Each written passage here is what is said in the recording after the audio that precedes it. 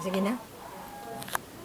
Ang Ginoong Hesukristo mao ang author of salvation. Hallelujah.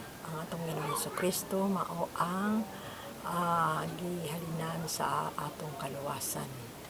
O sanglit nga giingon nila sa Juan 3:16, "For God so loved the world that He gave His only begotten Son, that whosoever believeth on Him should not perish but have everlasting life." Kung kini gi-offer kini sa aton nga Ginoo para sa kaluwasan sa kalibutan. Kay ang kalibutan tungod sa iyang pagkayutan-on, pagkadutanon, makasasala gid ang tawhanon, no? Kita nga ari kita sa atong pagkaunod nun.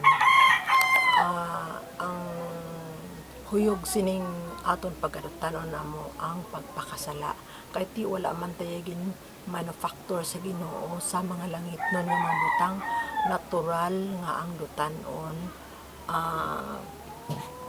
madunot gagma mawasak. Amo man ang aton nga lawas. Gani ginremedyohan sa Dios ang aton nga lawas nga dira sa pagdawat naton, pagbaton naton sa Ginoong Hesukristo.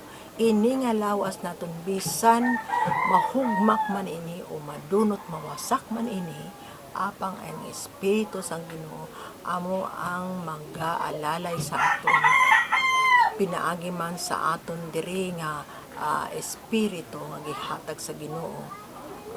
Halin pa nga natawo kita may ara kita tawhanon nga espiritu, amo ana ang gitawag nga soul, amo na agin alalayan niya nga ginbutangan niya sa Holy Spirit.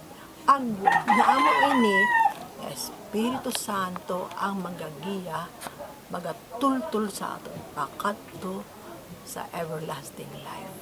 Amo na ang final rest sa mga nagtuo nga nag-alagad sa iya.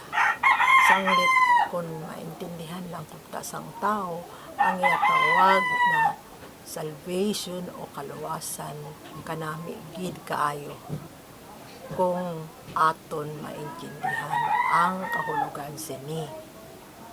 Pero kung hindi naton maintindihan, malamang laban-laban sa kaduluntan o laban-laban sa pagpakasala, laban-laban sa impyerno, mga kauturan kag mga kasangkayan o mga amiga kag amigo.